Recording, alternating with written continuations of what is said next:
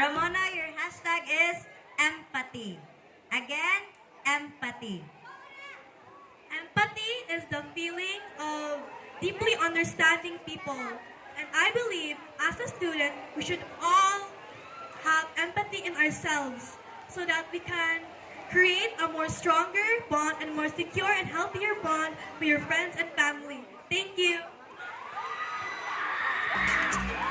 All right. Your hashtag is courage. Again, courage.